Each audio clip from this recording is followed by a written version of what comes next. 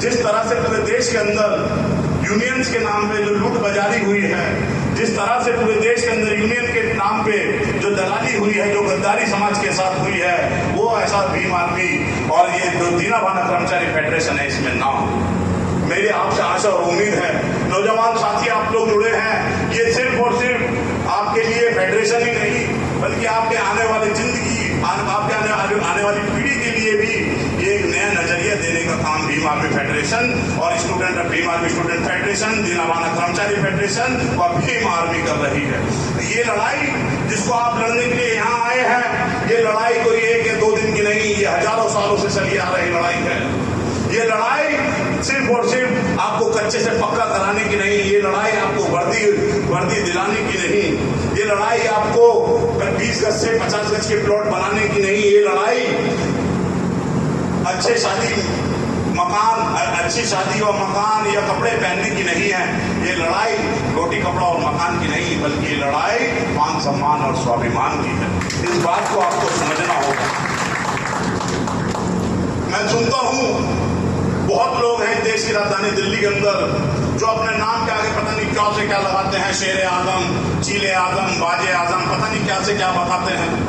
और जब मैं अगले दिन अखबारों को खोल के देखता हूँ, फेसबुक को देखता हूँ, ट्विटर को देखता हूँ, तो मैं देखता हूँ उन शेर आजमों की बहनें राजस्थान जैसे क्षेत्रों में, देश की राजधानी दिल्ली के बराबर जैसे क्षेत्रों में उस शेर आजम के परिवार के लोगों को, जाति के लोगों को घोड़ियों से उतारा जा रहा है, उनकी बहनों को निर्वस्त्र करके घुमाया जा रहा है।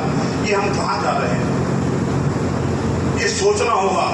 क्या हमारा लक्ष्य दीना भाना कर्मचारी फेडरेशन का लक्ष्य सिर्फ यही है कि अपने लोगों को रोजगार दिलाए? नहीं, उसका लक्ष्य ये नहीं है। मैं आता हूं दोबारा उसी बात पे, बाबा साहब डॉक्टर अम्बेडकर ने आप लोगों को शिक्षा का अधिकार दिलाया, मेरे जैसे लोगों को शिक्षा का अधिकार दिलाया और बड़ी सोच और समझ के साथ, बड़ी चाहत के साथ मेरे जैसे लोगों को, आप तमाम लोगों को शिक्षा का अधिकार दिलाया। उन्होंने सोचा कि जब मैं एक अकेला अम्बेडकर ऐसे तन के खड़ा हो सकता हूँ, अपने हजारों लाखों करोड़ों लोगों को, वंचित वर्ग के लोगों को मान सम्मान स्वाभिमान भरा जीवन दे सकता हूँ, तो अगर ये हजारों लोग जो है पढ़ लिख के शिक्षा के अधिकार को पाके अगर ये लोग भी अपना थोड़ा सा समय भी अगर जो है समाज के नाम करेंगे तो जरूर समाज के अंदर परिवर्तन आ जाएगा। मगर अफसोस की बात ये भी है कि बाबा साहब को गए हुए भी बहुत दिन हो गए, भारतीय संविधान को देश में लागू हुए बहुत दिन हो गए।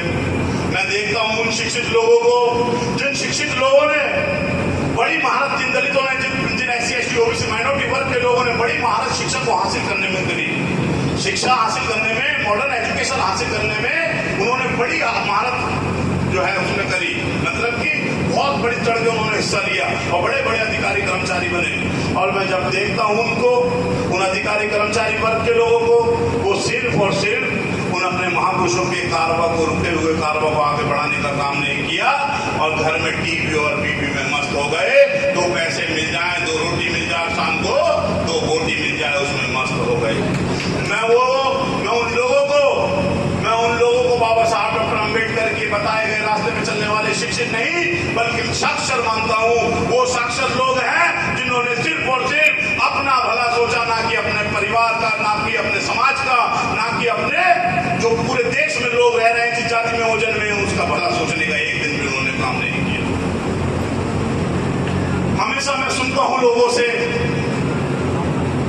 कि वो जाति के लोग बहुत आगे बढ़ गए, वो लोग आंदोलन के तौर पर बहुत आगे तेजी से बढ़ रहे हैं, बढ़ चढ़ के हिस्सा लेते हैं।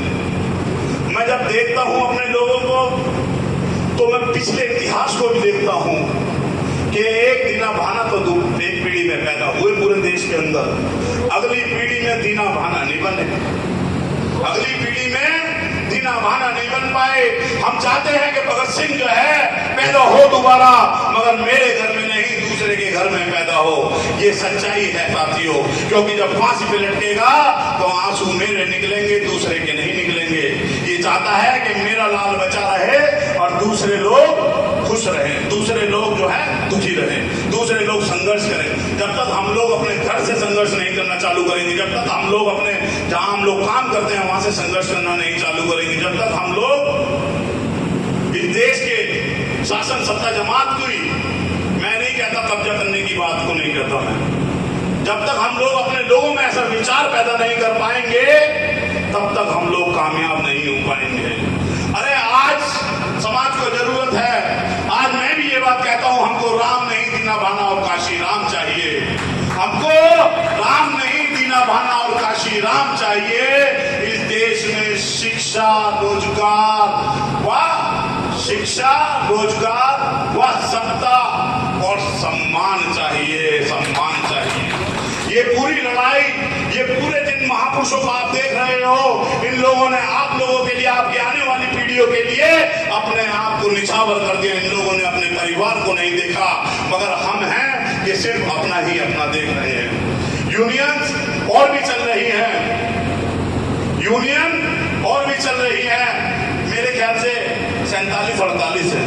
मैं अक्सर यूनियनों से डरता था भाई, मैं कभी आज तक किसी यूनियन में मतलब जो है उसके प्रदर्शन में समर्थन करने भी नहीं गया, क्योंकि मैं जानता हूं, मैं इस बात को बड़ी खूबी से जानता हूं कि इस तरीके के जो संघर्ष होते हैं ना, उनके समझौते होते हैं, और समझौतों में मैं मानता हूं कि समझौतों में दलाल पैदा होते हैं और संघर्षों में लाल पैदा होते हैं।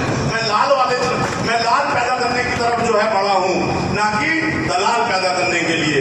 हमें किसी भी हाल में जो है समझौता नहीं करना, हमें किसी भी हाल में किसी के सामने झुकना नहीं है। हमारे महापुरुषों ने, हमारे चंद्रशेखर साहब नेता आज लड़ रहे हैं, हमारे तमाम सारे ऐसे कार्यकर्ता लड़ रहे हैं, ऐसे साथी लड़ रहे हैं पूरे देश के अंदर, जो जेल जाना तो मंजूर है उन्हें, मगर उन्हें अपने महापुरुषों के सम्मान से समझौता मंजूर नहीं। उन्हें अपने आने वाली पीढ़ी से समझौता